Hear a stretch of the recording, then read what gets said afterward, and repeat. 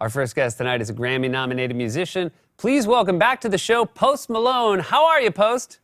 Hey, everybody. How are you doing, Seth? What's going on? Not much, man. It's been a long time. You were here in 2017. We didn't chat on the show then. It's great to see you. How are you doing? I'm fantastic, sir. I'm just kind of laying low right now, and we had a great time on the show, so I appreciate you having us back. Thank you, sir. You were nominated for 3 Grammys, which is obviously going to be a slightly different show this year, but I imagine that was still very exciting. No, it's good stuff. You know, sorry, we got construction going on in the house all the time. So. Then I'm going to jump. I have a construction question. Sure. You're in Utah right now, correct? Yes, sir. So I've heard one of the things you're building in your place in Utah is an underground bunker. Is that what the construction is right now? You know, it might be part of it. You know, we're doing some fun stuff over here, like marble beer pong tables. But you know, you know, the bunker's coming. You know, things take a little bit, but we're figuring everything out. Do you feel like maybe hopefully I can keep my Grammys in there? Be good. But you never know. Grammys in a bunker just feels like, I mean, a wonderful outcome. That's pretty baller. Wait.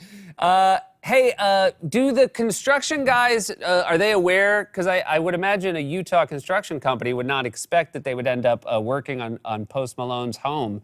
Are they aware on who they're working with? I think so. I kind of walk around in my, you know, boxers all day, just around the place and check everything out. So I think, you know, they know it's me, and everybody, we just kind of hang out, and I offer them beers, but they always say no. That's good. I feel like that's a good test for your construction crew. Right.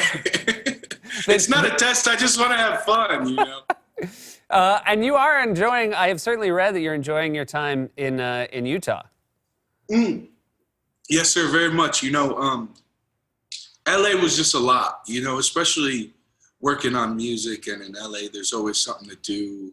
There's always some place to be. And there's always, you know, people around you, but you know, here it feels good to be kind of like, you know, secluded and relaxed, and I can just kind of take my time and take it easy and work on being a better artist, you know.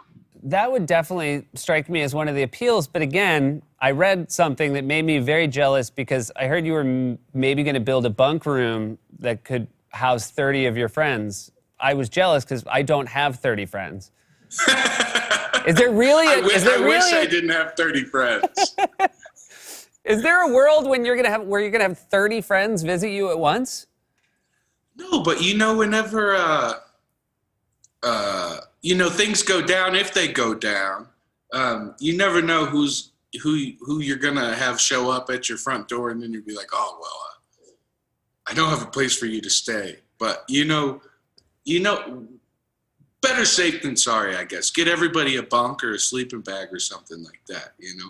So that's very kind of you. That's very thoughtful. Because I guess ultimately, I don't know if I have 30 friends, but I do feel like if I had a bunker, I know at least 30 people who would show up. Right, exactly. You know, you have to plan in advance. Yeah.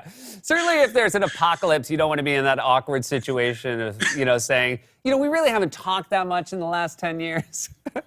Yeah, you're my, like, 4th cousin, 3rd removed, but I still love you, I think, so come on in, you know. So, Post, I want to ask about this as well. I know that you are a believer in the supernatural.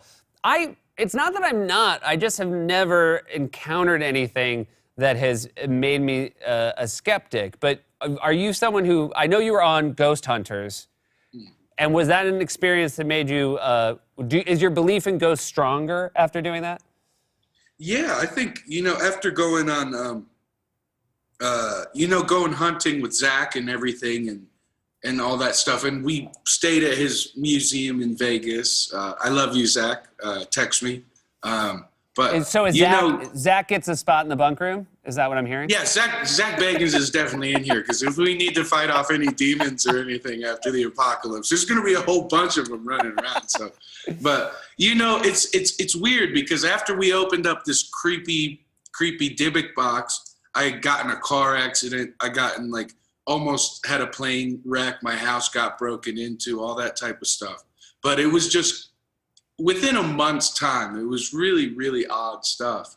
But I've always had like, an interest in that and have had experience at my friend's house and things. But And UFOs as well. You have been lucky enough to see what you at least believe to be a UFO. Right. True. Right.